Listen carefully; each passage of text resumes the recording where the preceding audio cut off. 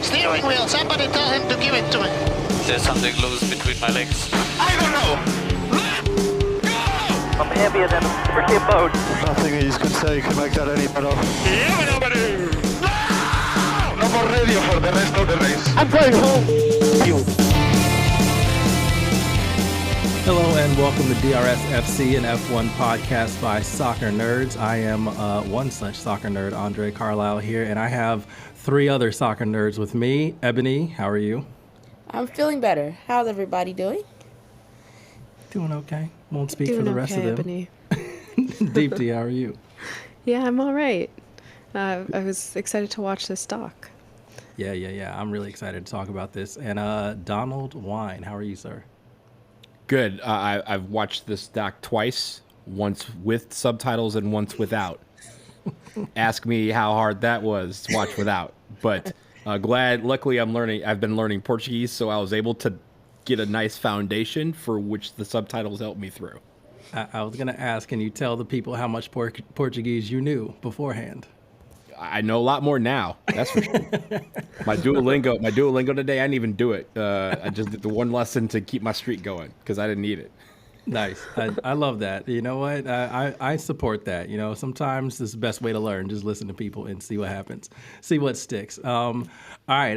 As Donald and Ebony and Deepti have said, we are here to review the doc Senna, No Fear, No Limits, No Equal. It was released in 2010. It's currently streaming on Netflix and other places if you can find them. It's an hour and 45 minutes. Directed by Asif Kapadia, who also did documentaries on Amy Winehouse and Diego Maradona. I think this was the best sports-related documentary, like widely known as one of the best sports-related documentaries since O.J. Made in America, probably, because, The Last Dance was basically a commercial. The nostalgia was great, but it was a commercial. Like, let's be serious. But Senna was really good, and obviously, it's a really tragic figure. I'm trying to just figure out how we're going to jump into the conversation. I mean, basically, if you think about Ayrton Senna, he's basically your favorite driver's favorite driver. Especially if your favorite driver is Lewis Hamilton. You may remember last year in the Brazil race, there was a period of time where F1 socials and Mercedes socials were blowing up with the fact that Lewis Hamilton was going to drive this very old F1 car around the Brazil track, around Interlagos. That was Ayrton Senna's 1991 championship winning car. That's why that was so special. And of course, if you don't know, Senna died at 34 during a race. It was the San Marino GP, which we will talk about. That was one of the most tragic weekends, I think the most tragic weekend in F1 history.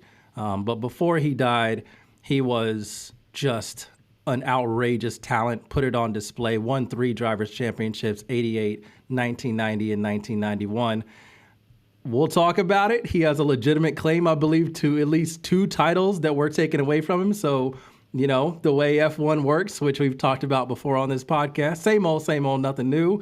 But it does feel like there were at least 2 opportunities where he had things won, and then because of politics or maybe somebody having something on a car that they shouldn't have had, he ends up losing out on 2 championships. So I think I want to just start out by getting everyone's general thoughts about the doc overall, because it's a lot.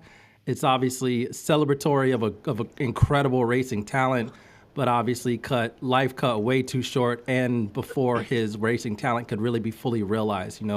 Back then, drivers didn't really go until they were 40 years old, but he was still only 34. So who knows how much he could have won had he not been killed. So, Ebony, your thoughts on the doc overall?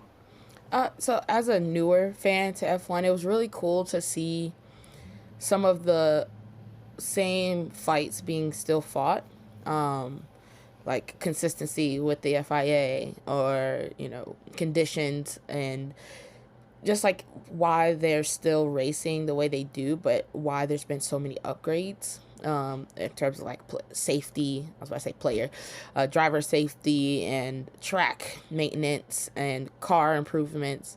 It was a really cool way to truly understand where these race cars were and how they got to where they are now. And as we continue to record later episodes of what they're going to be in 2026. So it was really eye-opening for me, especially as a newer fan of this sport. So yeah.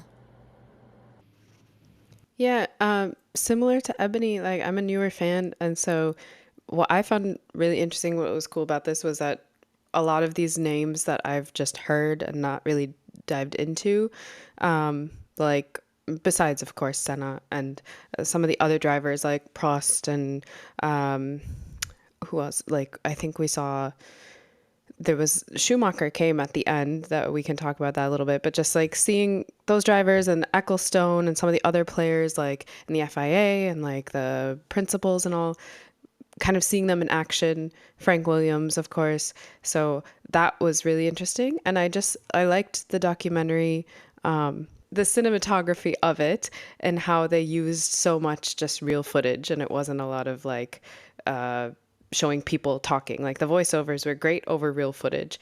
And we'll get more into this, but I think my favorite part, actually, one of that was, and how they cut it, was at the end when they showed his funeral service and they showed like the different people in his life, and they would show them at the service, and then also like clips of how they interacted with him during his career as well. So I thought that was really well done. I think that's a great point, because that's one thing we don't see enough of in, kind of modern documentaries. We they kind of rely on a lot of interviews where you're just looking at a person sitting in a chair talking to the camera, or slightly away from the camera talking to somebody else. Whereas this, you didn't get a whole lot of editorializing. Every now and then you have a voiceover, but you still had things to look at that were relevant to the time and what was actually going on. And I think that is really, really impactful. And yeah, that cut of the funeral service and all of that was just like, if you already weren't in your feels by that point, it was like impossible not to be then. Donald, your thoughts on watching it in Portuguese and then with subtitles?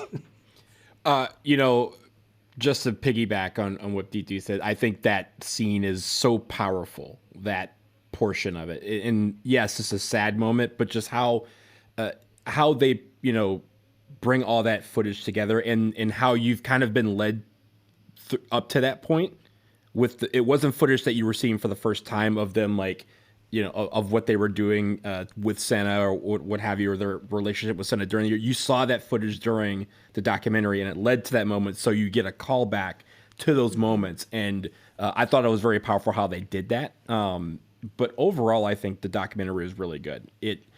I personally liked the fact that it just started with him in his rookie season on the grid. It didn't talk about his childhood. Talk about it a little bit, right? The go-karting part, but it just started with, this is a racer. We're going to talk about the racing, and we're going to talk about how he, that particular one. So it really only covers 10, 11 years worth of driving. And just how, if you realize this is a, hour and 50-minute documentary, how much they packed, how much life he packed into just 10 years on the grid. How much driving, how he rose so quickly, how he became arguably the biggest figure in Brazil in the, we're all soccer nerds, right? The greatest soccer nation in the world. They won the World Cup in '94 and they dedicated it to Senna. That's how powerful he was. There was guys on the grid that were Brazilian that he kind of overtook as the number one guy. And the one thing that I learned, I guess, because I'm one of the older heads that have watched all that stuff from the years. I remember the early days of Schumacher. Ironically, '94, Jos Verstappen was a rookie on the grid. So we have those links for people that we know and younger or more recent fans would know. But it almost threw me for a loop, but it shouldn't have. The fact that the FIA is still the FIA, and and there's a quote that Senna said. He said, "F1 is political, F1 is money." He said that back in 1985. That is 40 years ago.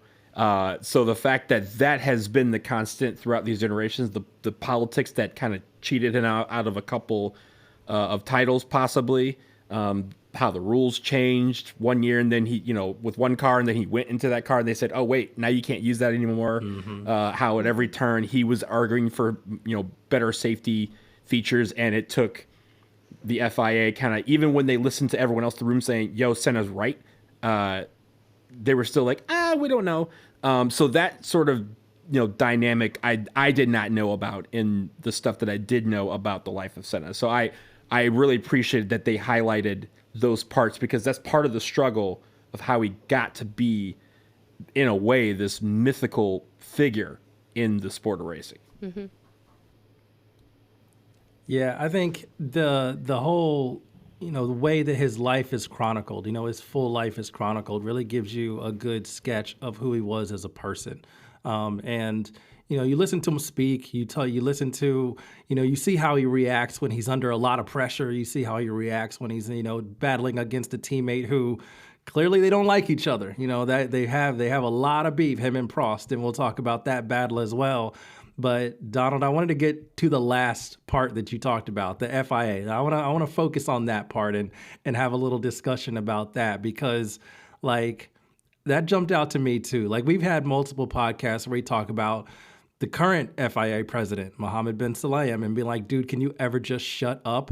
Apparently, this is just history. This is just heritage. This is just FIA heritage, because back in the day, Jean-Marie Balestre, who is the one that was basically against, I guess directly against is not the right way to frame it, but there were so many, and again, this is a Senna doc, so there is going to be a lean towards one sort of version of the story.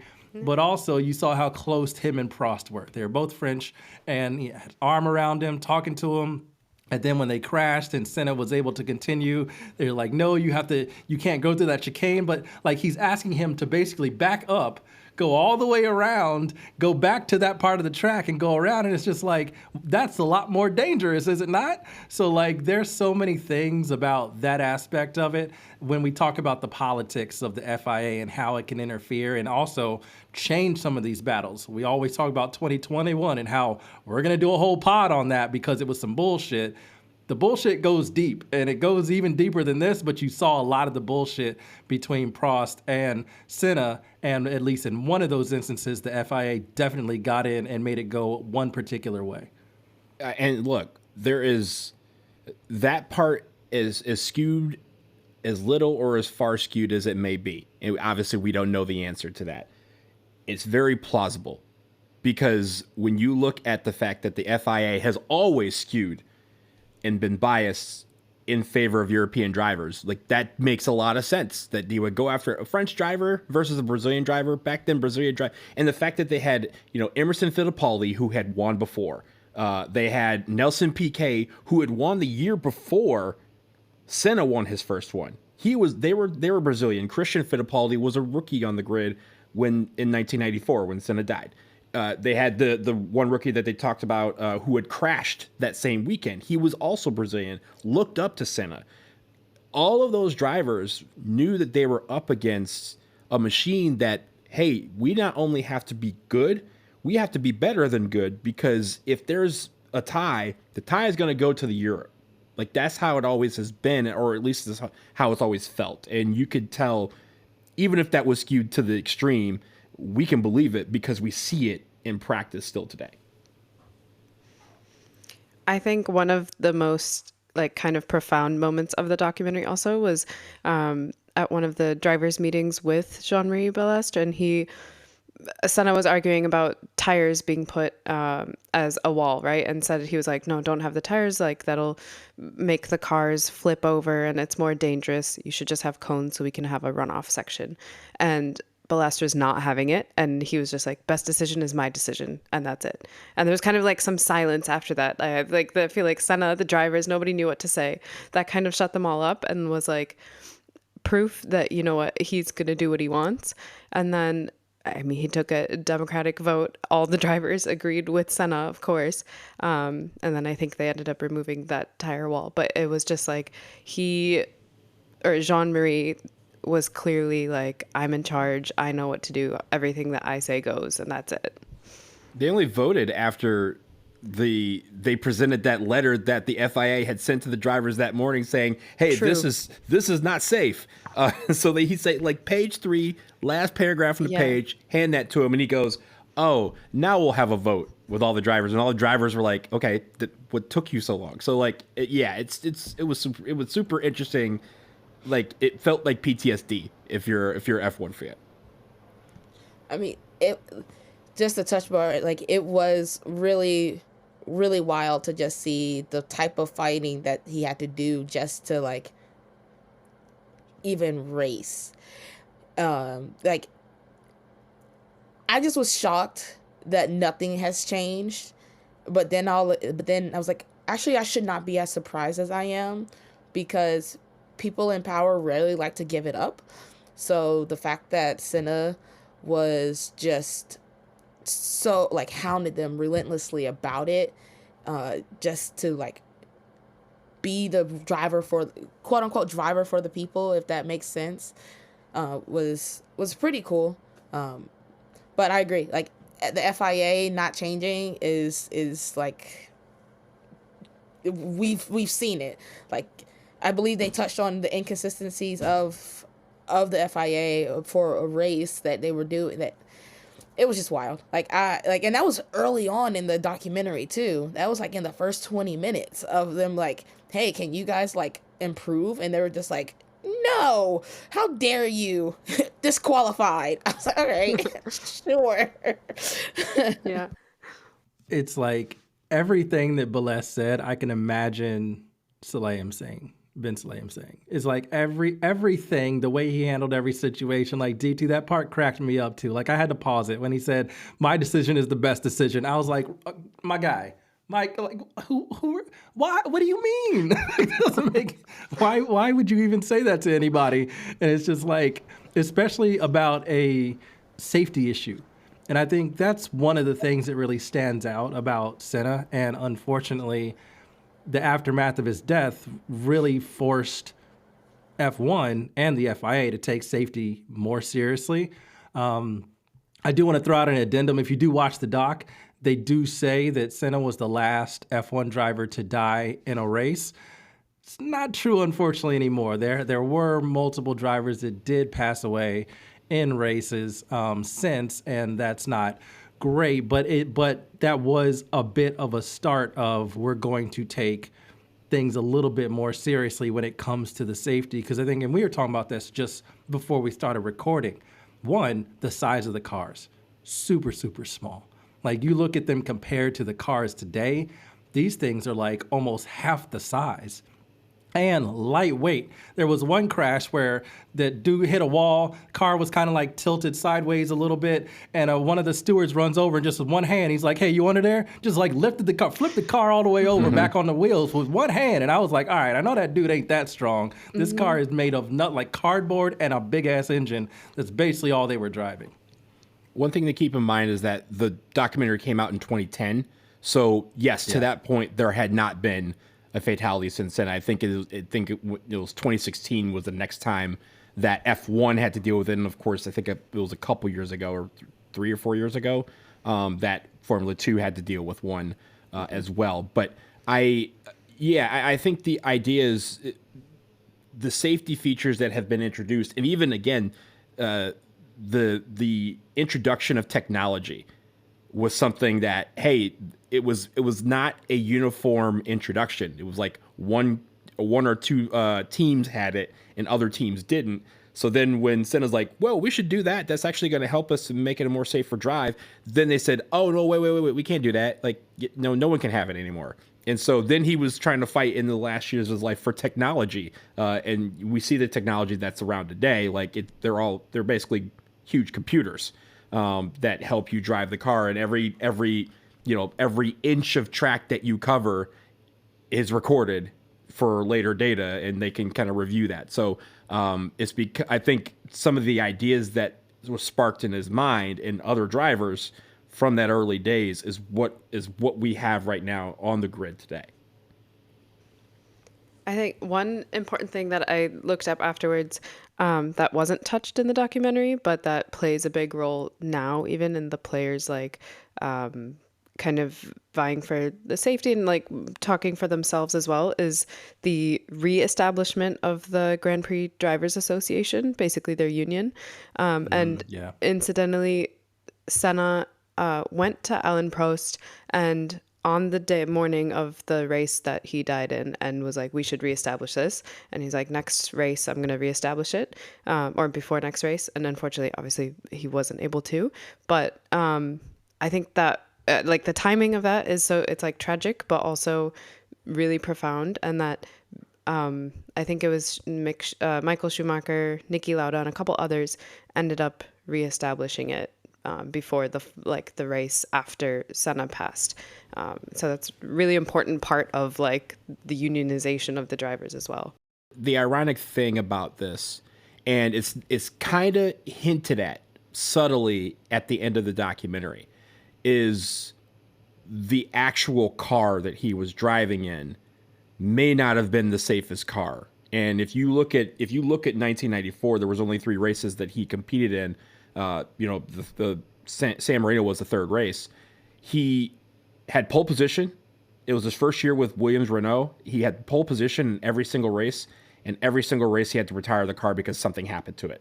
And if you notice, they were like, oh, the car's just not really, he kept sliding around the track, or he kept, spinning out, and little things like that where it was insinuated, I think, again, very subtly, that the car may have something to it. Even when they talked about what happened, they said that's not a turn. The turn that he crashed on at San Marino, he's like, that's not a turn that you crash on. The only way you crash in that turn is if something happened to your car. And they've said the steering column breaking, or just like a wheel or something like that, wheel axle falling off, or hot tires. But they literally said the car, the way, and you could even tell they have the image of the car being driven back to the paddock after it crashed. And if you notice, every single person in the paddock came out to watch it.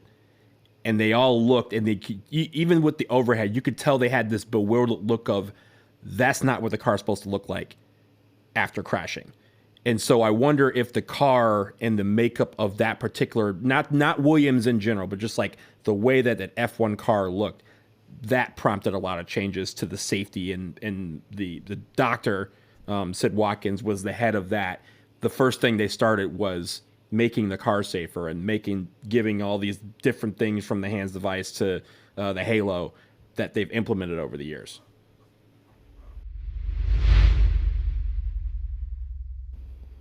Man, I want to save talking about that, the saddest part of it, how it ends, how his life ends, and until the end, because it is, and I know it's documentary, so they're definitely leaning to tell a story, but it's really hard to see how he looked versus how he looked in other races. He looked extremely off. He has this, sometimes these 1,000-yard stares where he's just like, it's like, what are you thinking right now? Is almost like what I want to know, because he does not look like he's in the same mindset that you see him. And even after he crashed, we talked about this too, in the tunnel in Monaco. What was that, 1988, I believe? Yeah, it was 1988 when he crashed in the tunnel in Monaco. Part of the thing that Prost didn't like about Senna is that Senna felt like he was immortal, that he was just driving and like nothing could hurt me. So I'm just going to go ahead and I'm shooting for that gap. I'm driving the car right to this edge because nothing can hurt me because I have this belief in God. And Senna's just like, nah, I'm a racing driver. If I see a gap, I'm going for it. And especially early on in the doc, you get to see a lot of his driving. The onboard with some of his laps are just so fun to watch and listen to, because you can hear when he's like, the corner's not over, but he's like, nah, we're going up in the gears like right now.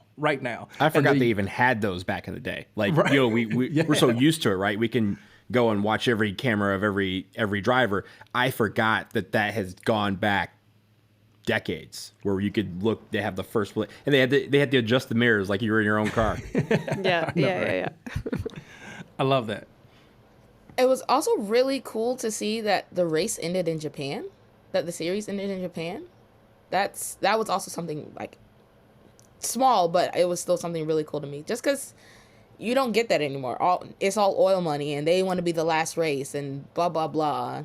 But It was Japan and Australia. Like Yeah. Japan was always the second Yeah. to last, and then I think Australia was the last one. But like you mentioned, it was over in Japan several years in a row. Yeah. That'd be a lot of fun to have that back, if I'm being honest. Like, Honestly.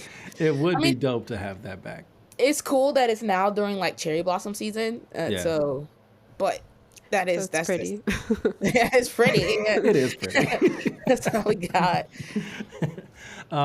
One thing I did note about his driving, and I think it's harder to tell with some of these modern cars. I think it's harder to visually see the difference in how some drivers handle the car and some don't, especially because, like Donald said, there's a lot of technology on the cars now that kind of aid drivers and how they manipulate the car. But you can see when Senna takes a turn and the back end is just wiggling, he doesn't care. He's like, if I keep my foot flat down, it'll catch up. Like, it'll straighten up, it'll figure it out. And so he just went with it. And that's why that crash in '88 was so interesting. And I love that they focused on that, because that was like the first time, almost seemed like the first time in his life where he was like, oh, this is kind of dangerous. Like, I can actually be hurt here.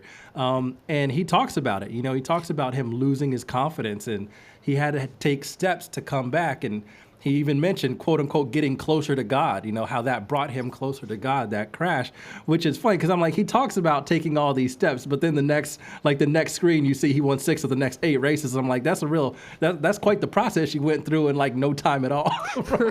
But And was beasting people. Like, I'm right. There was that one race where they're like, oh, he won the race, and the only person he didn't lap was second place. That was amazing. That's the other thing. Let's talk about that for a second. That dude in the rain, just fearless in those cars.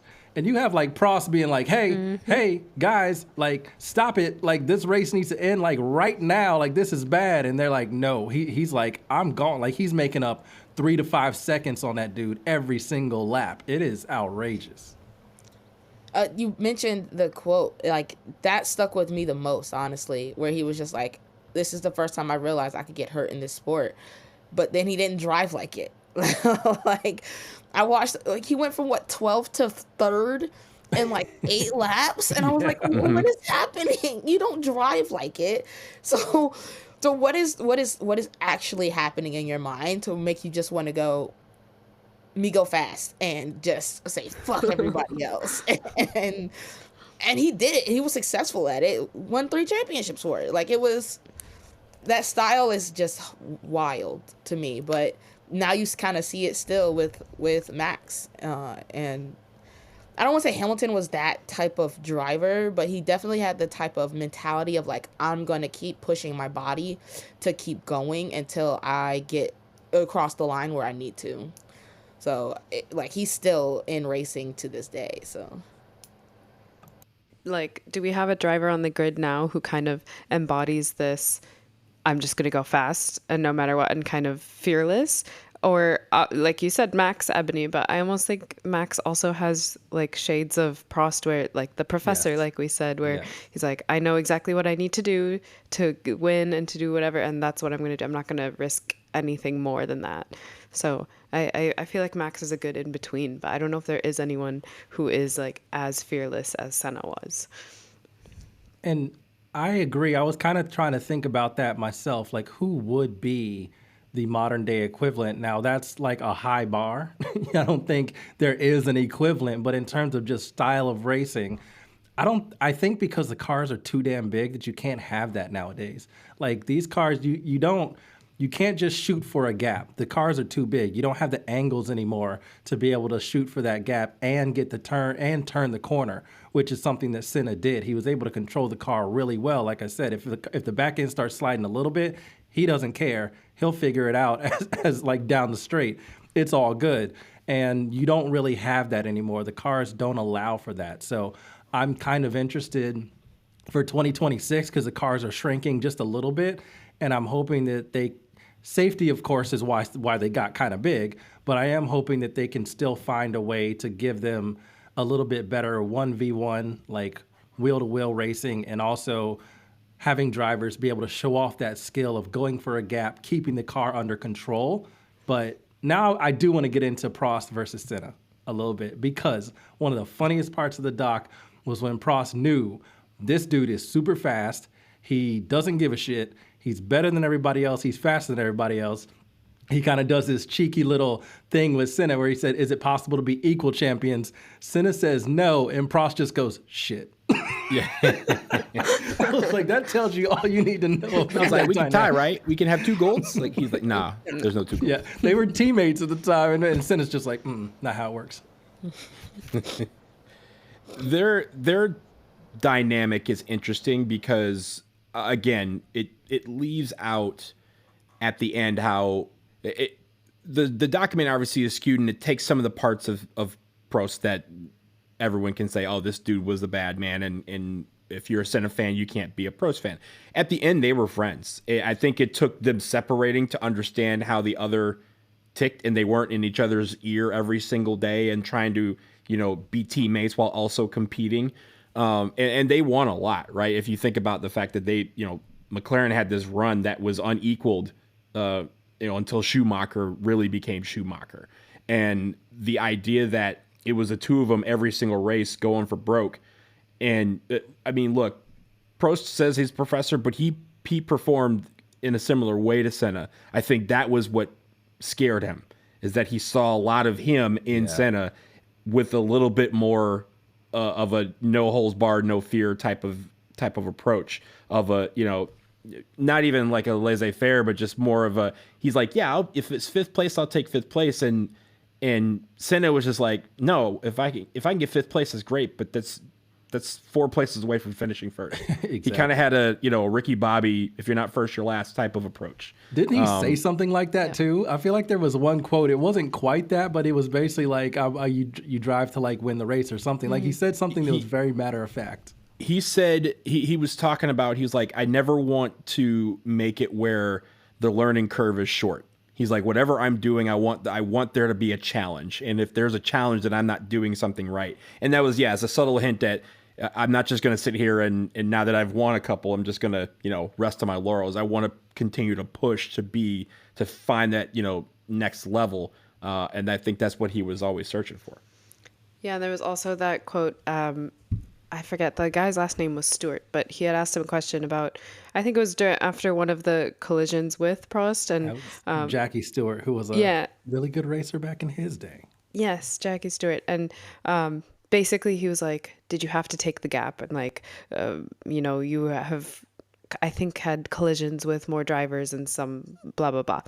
And Senna was like, if there's a gap, I'm going to take it. That's what racing drivers do. If you don't take the gap, you're no longer a racing driver. Like, we're here to compete, we're here to win. And if I see an avenue, I'm going to go for it. So yeah, different mindset. And I love that quote. And I actually believe another driver repeated that quote earlier this past season about that, and which was kind of fun to just hear the genesis of it, because especially in that interview, Senna was really pissed off at Stewart, because Stewart's like, he has obviously a lot of prestige from being a very famous driver. I think especially if you talk to some Europeans, you'll hear him named as the best driver, greatest driver of all time. So it's kind of cool to see him in media and in kind of an interviewing role, but he was very much like kind of needling Senna and saying, you get in a lot of accidents. And Senna was like, one, that's not true. Like, I win a lot, by the way, in case you didn't know. Like, it's hard to get in accidents all the time if I'm always at the top of the podium and winning championships. Clearly, I'm not crashing all the time. And then also looking at some of the big crashes that he did have, some of those were like Prost doing his professor thing. Like, oh, I just need this dude not to win. Maybe he's right next to me. Maybe I just turn in this corner a little early, and there he goes. And now we've crashed. Whoopsies, guess I win my driver's championship. Whereas he was fine with that. When that happened for Senna, he hated it. He didn't want to win that way. He wanted to win on the track. So I feel like when he was in that interview, he was really pissed off because he's like, you're a racing driver. You're one of the greats. Why don't you understand the language of racing that like I'm exhibiting, like what I'm doing? Why is that not clicking with you? And you can kind of tell he felt under a lot of pressure, like Donald talked about earlier. Such a Eurocentric sport, and certainly the power in the sport, in media, in actual power and able to dictate who wins and loses a race or a championship, a lot of it was very Eurocentric, and you could feel him constantly fighting against that. But he was just so good that a lot of times it was hard to deny him. But when those margins came, they did their best to kind of unsettle him. And that was really frustrating to watch, because I would have loved to see how far he could have gone without all of that, without all the nonsense. Because like I said, I really feel like, even though it's a Senna doc, you can say he had two championships, potential championships. One was just straight up taken from him by a decision from the FIA. The other one was when he switched to Williams and they all of a sudden couldn't use the electronic thing that Prost used in the Williams car to win his championship. He was like, oh, if I get in this car, if Prost can do that, I know what I can do because I've already matched up with this dude and beat him. And so the fact that then they were like, nah, you're going to have to take that off the car, which also made the car really unstable, because that was something that helped him turn. It was a cornering device. And without that, no wonder the car was having all sorts of balance issues, right? I'm just going to keep it a buck. The reason why Senna was upset at Stewart is because Stewart called him a dirty driver. That's essentially what he did. Because it was easy to dump that label on there. Again, when you just think about Prost versus Senna, Prost was a professor, so when he took those angles, it's calculated. It was it's part of his game plan, and he knows exactly what he needs to do. And Senna's a wild man out there, and he's just crashing into everybody and everything, and changing all the rules around, trying to get all the rules changed around to try to cheat, cut corners, avoid turns, that sort of thing. So it was easy to dump that label of dirty driver on here, and Senna was not having it. And I think that was the idea is, hey, he's like, I don't get in any accidents, and as we saw, a lot of those accidents weren't necessarily his fault. And especially in today, right? We see it today with, Max going, oh, these guys are just, wild out there, and the whole grid's like, no, Max, that we is you. Like, we think that you are the one that is dirty. So it's again, that's a tale as old as time, but I think that also hurt whatever friendship relationship they had, and it seems like they patched it up before that, but in the heat of the battle, right? These are the two best drivers in the world. They're on the same team. I mean, it's Nico Rosberg and Lewis Hamilton on steroids, right? Like, the fact that they were battling each other for essentially 4 years in a row for titles, and then even when Prost said, I can't drive alongside him. I got, if I'm gonna beat him, I can't be his teammate. So he left, and then they still were battling each other for a couple more years. So until Prost won, and then he won with the electronic assists, and then he retired. So that he's like, he basically said, I'm getting out of the way because I already know what's about to happen. Like, he's going to come to Williams, and he's going to come in this car that I just won a title in, and he's going to become the greatest driver that ever lived. So let me just get out of the way. I don't need to be. I've done all I need to do. I don't need to sit here and watch this dude just run laps literally around me for the rest of my career. I also thought it was funny for Prost's career where he did go to Ferrari, and then Ferrari yeeted him because he criticized the car. You know what? Same old Ferrari, same old FIA. Like, we're seeing so much of like, oh, okay, so this sport just hasn't changed in like 40, 50 years. And also, it was like Prost, that year in Williams when he won, he said that he put it in his contract. He was like, Senna cannot be my teammate. And so it's not even, wild thing to put in a contract, right? Yeah, right. So, I mean, honestly, that's almost like the biggest form of respect, I feel like, from like your rival, is like, I know that if he was in the same car, that I would not be able to beat him, so he's not going to be my teammate. And yeah, Senna, like, of course that would irritate him, but I feel like he should have, that should be a compliment. Yeah. Okay. Go ahead, Ebony. So I have a question, because again, I'm new to this sport. I have a question about that day, because it touches on it obviously because it's about him and his death, but where was the adult in the room to say, I know we're trying to like keep it going, but he specifically said that he didn't feel comfortable in the car that day that he crashed. So why would they keep going? Is it because they just it was Senna, and Senna was making the claim, and so they already said that he always complains anyway, so it was nothing to worry about? Or I want to know what everyone else was thinking when he was saying, like, hey, I'm trying to brake and the braking's not happening quick enough, or like I'm unbalanced in the car, or any of that. Like, none of those were taken into account when he got into that car to race for that weekend. And then the teammate crashes, and then it's just a lot. And it's a big portion of who Senna was and that weekend. So I really want to make sure, like, I'm understanding how do you not have that again? I think it's hard to say because, so much has changed as a result of that weekend. Not just Senna, right? But the whole weekend. There's a huge crash on Friday practice where a rookie almost dies. You have a crash in the Saturday practice where a rookie does die. And then you have the race where Senna dies. And that'll never happen again, right? I think in 2016 when they had the one I'm blanking on the driver who died in 2016, but they just like canceled everything because the drivers are like, we're not doing this. Jules Bianchi. We're not. Yeah, they're like, we're not driving, at least not this weekend.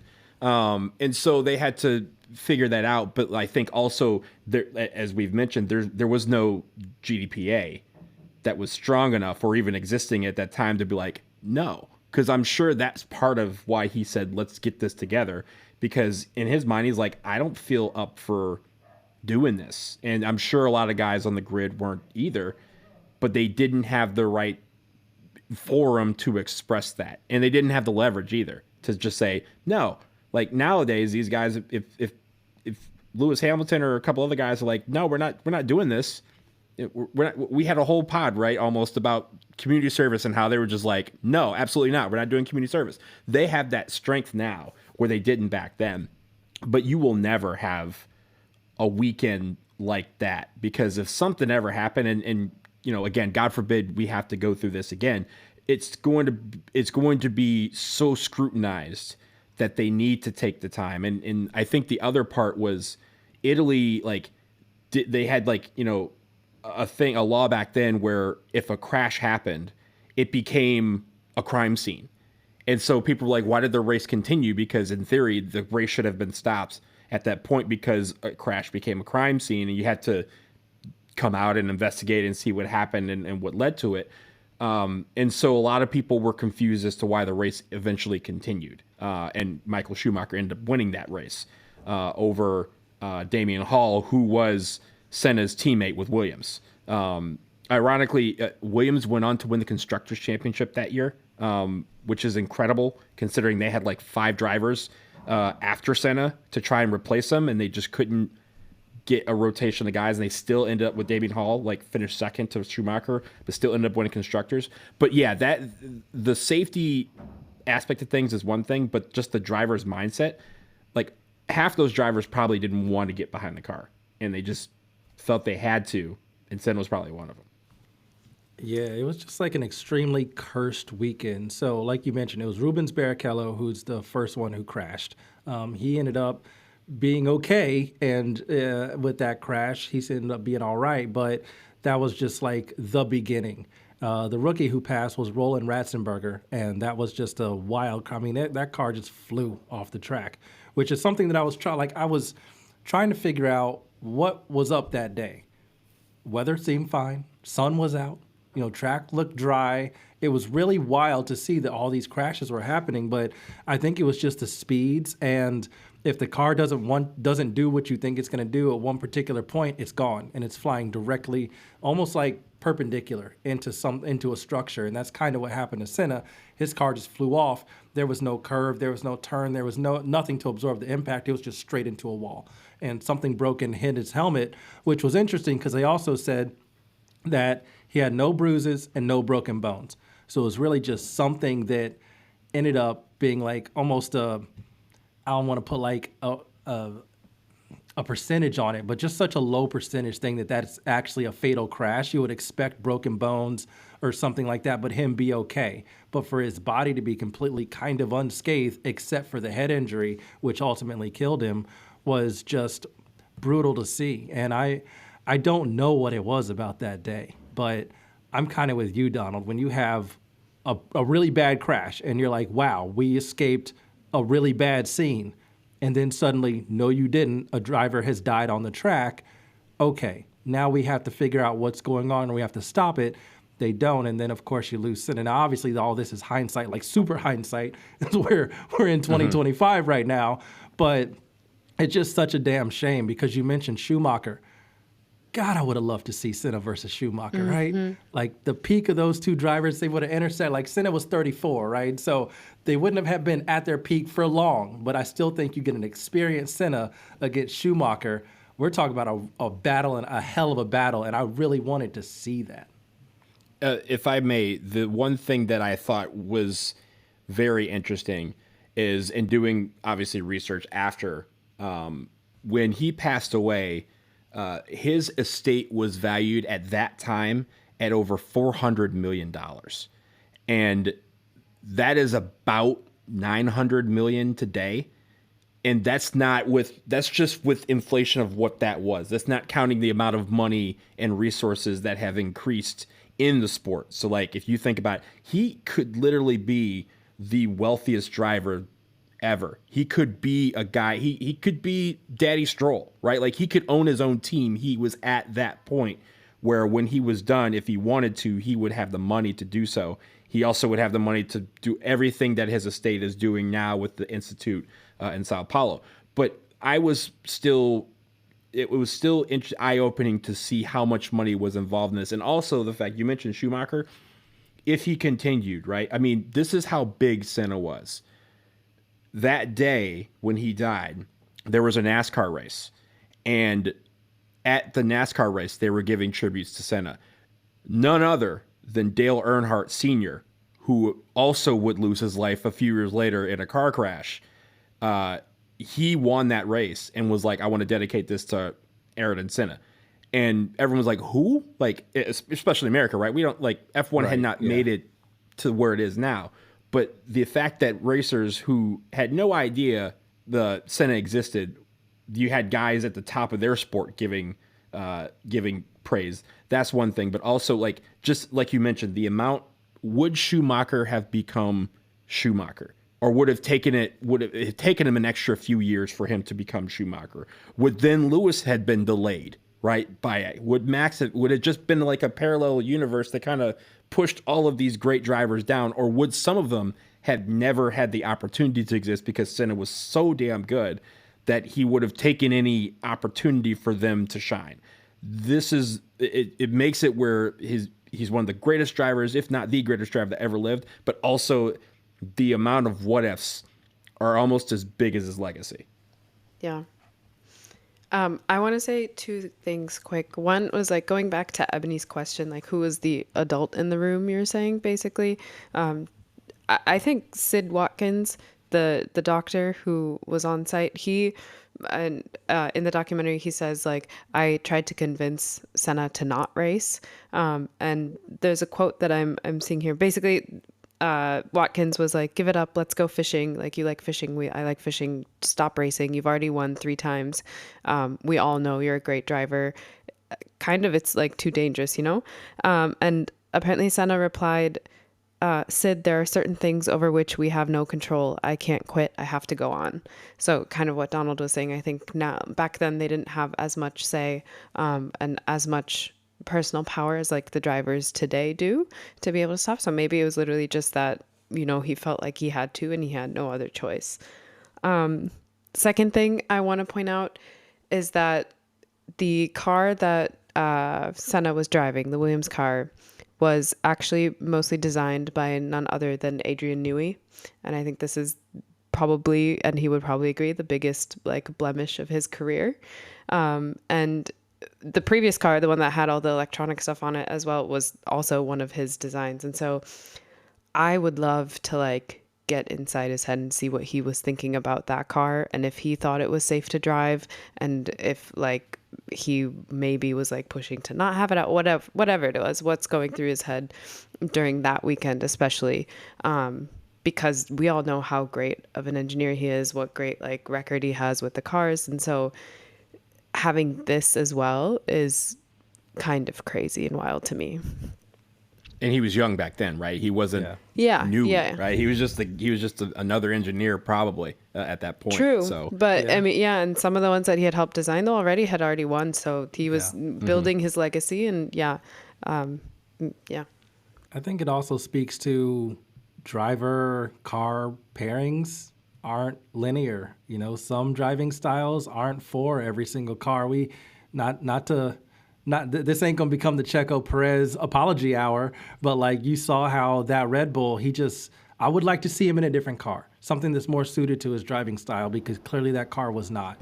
Now, I don't necessarily want him back on the grid because things got so bad, but I think you can just kind of see how sometimes the way a car is set up, the way it's manufactured, the way it's designed, doesn't really fit well with certain driving styles. And I think Senna saw this team has an advantage. If they're going to allow that advantage, then I need to make sure that this is something that's not taking away from my skill as a driver. If Prost can do that in that car, I can beat Prost 1v1, so let me get in that car. You can understand the logic, but it just seemed a bad fit, particularly when they said, no, you can no longer use this device. Now it was up to everything else, which they clearly hadn't put a lot of thought into because they had the device that did it for them.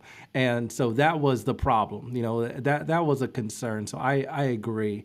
One other thing that I do want to talk about real quick before we end up, and Eboni, I want to get to you as well. The one thing that stood out to me is, you know, you mentioned, Donald, they didn't do a lot of talk about him growing up, but they did say for Brazil, he was very privileged. You know, he was able to have a go-kart, he was able to go racing, and that's how he really grew. And you also heard from a lot of people in Brazil that they loved the fact that he didn't hide the fact that he was Brazilian. He always brought out that flag. He always repped Brazil. His helmet was the colors of Brazil. I mean, it was iconic helmet for that reason alone, but he never, and at the time there was a lot, I mean, I'm not a historian. I don't know exactly what was going on in Brazil at the time, but it doesn't sound great. You watch that doc, and you're like, ooh, it's definitely struggling down there. And you see that he meant so much because he always represented. They could be proud of him, and he wasn't ashamed of where he came from or to rep Brazil. Didn't matter what was happening within the country. He had a lot of pride about that.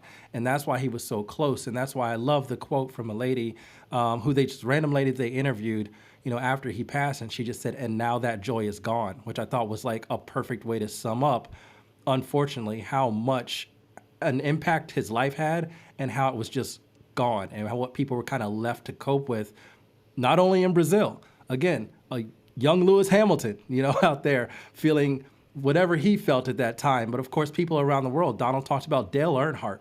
No idea he knew who he was or cared or paid any attention. But apparently, like, this dude was such a global icon that when he passed, joy that a lot of people felt watching him was just gone. And it was really tragic. I mean, that when that lady spoke, I forgot the other two things. She's like, there's three essential things that we all have and nothing else. And one of that was joy. And she's like, and now the joy's gone.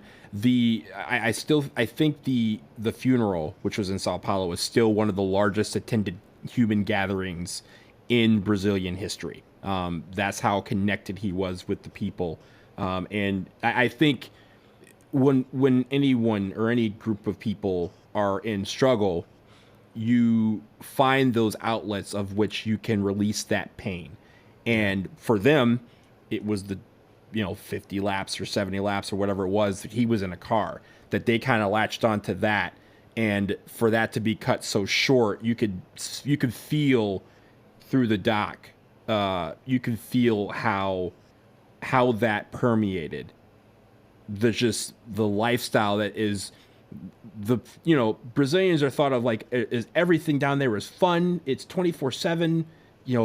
They work hard, they struggle, but they present the fun aspect and the not necessarily the party aspect, but they present that upbeat, everything's gonna be all right type of mentality and that passion that we know and everything that they do.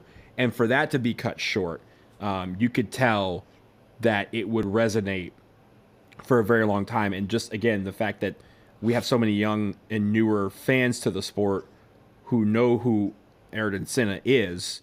And when you see a guy like Lewis Hamilton continuing to keep that legacy alive, I think the one thing that this documentary didn't get to cover, because it was, 15 years ago, is his legacy was actually kind of muted by F1, because that was such a dark weekend for the sport that they didn't want to keep bringing it up.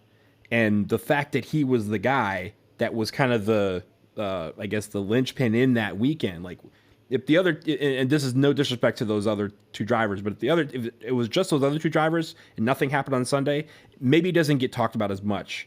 You talk about how everyone went to Senna's funeral, and then the president of FIA went to Ratzenberger's funeral because he said somebody needs to go. Like that, and that's unfortunate that he is kind of lost in this piece. But the legacy of Senna was muted for a very long time because they didn't want to keep bringing up that weekend. And I'm glad that there's drivers like Lewis Hamilton who continue to make that a point to say, whenever I go to Brazil, I'm driving for him, not just in his car, but just that passion and that feeling of how he drove, to try and ignite a fan base that's down there, and that's why he's so beloved down there. So yeah, I think there's a lot to be said about that we can't get done in an hour, but that's one thing that always stuck with me, is that the legacy just wasn't present by FIA standards, and they need to do a better job at highlighting not just that history, but all the history they have, the good and the bad, because I think that's part of the story of the sport.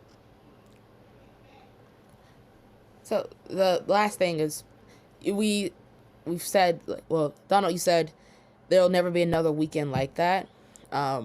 But then Deepti, you also asked, who is our next Senna? And I think as a collective, you can tie those both together, because there'll never be another weekend like that, because everything that Senna went through and fought for and ultimately died for is in every driver now, because they will speak up.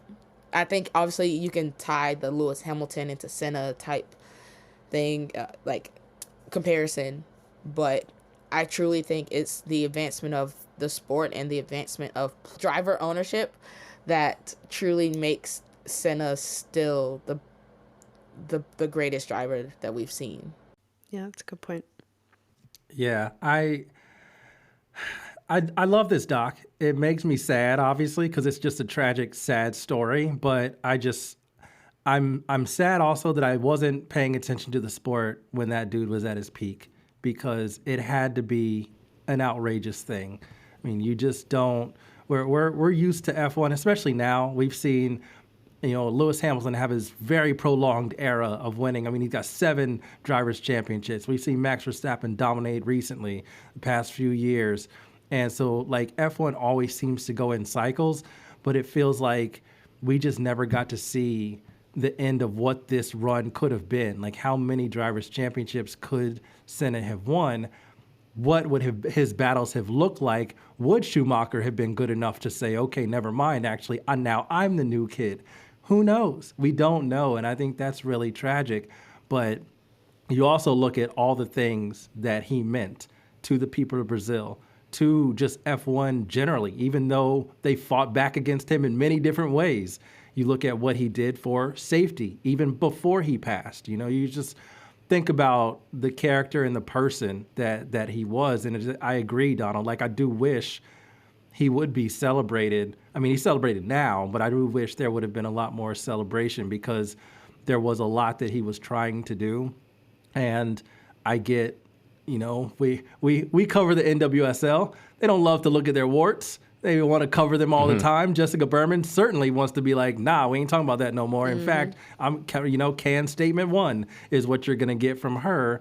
But I do think that, especially in a situation like this with Senna, it's just like what he stood for, what he did for the sport, it outweighs everything. Now, does that make some of F1 and the FIA look really silly? Yeah, it does. Honestly, you could use a little bit more of that shame, because we're still dealing with a lot of the shit right now, right? So you could still use a little bit more of that shame, but it's just a tremendous sporting figure. And if you haven't watched the documentary, I think you should, very much so. And if you have, watch it again. It's just really well done. I will say, you bringing up the fact that we now can look up stuff and have documentaries and YouTube and everything. I will say the one I figured out the most surprising part of this documentary is that ESPN was covering F1 back in 1990 because they had that guy who was like talking about the players meeting, and I was like, wait, ESPN? Because look, we had Monaco and that's it. Like, and Monaco was always the same day as the Indy 500, so they just said, okay, that weekend we're just gonna have a race day. We're gonna have Monaco in the morning, Indy 500 in the afternoon. There's your racing for the entire year. Thank you. Good night. We'll see you next year. So the fact that access has gotten a lot better, maybe it helps, and the FIA still has a long way to go to kind of wisen up to some of these things, but you've seen other sports kind of correct some of the wrongs, right? Not necessarily fully, but at least address those warts, as you mentioned it, or even just figuring out a way to celebrate those heroes who paved the way. Baseball with Jackie Robinson Day, right? You know, the NBA retiring Bill Russell's number across the entire sport. Same with, you know, Gretzky and Jackie Robinson. Those sort of things, and, you know, Lou Gehrig Day, where they raise awareness for ALS. Like, those sort of things are things that F1 does not do, right? We don't give our guys our flowers. It's it's basically on the fans to do that in real time. But we don't also go back and celebrate the Emerson Fittipaldis, the Ayrton Sennas, Michael Schumacher obviously gets a lot of love, but like even those guys that you've heard of but you didn't realize were that good, we don't do a good job at highlighting them. So I'm glad we did this because it does let us amplify someone who was considered arguably the greatest, but doesn't have a lot of history with the younger generation. Any of you listeners have watched it or will watch it after listening to this?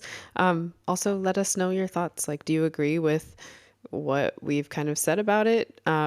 Tweet, Skeet, and IG at us.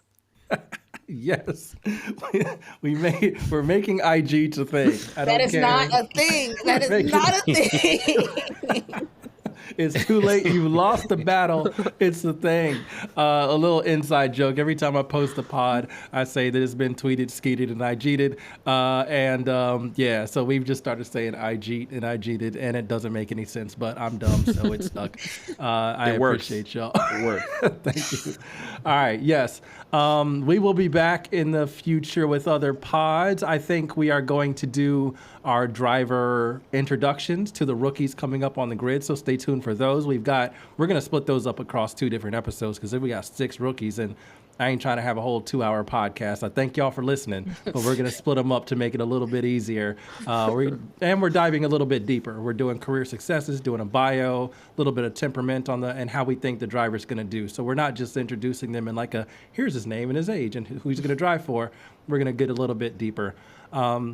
But thank y'all for listening. Again, go watch the doc. There is a mini series out about Senna. I can't say much about that because I haven't watched it, but the reviews don't seem great. So watch this first, certainly, and watch the doc. It's the 2010 doc called Senna.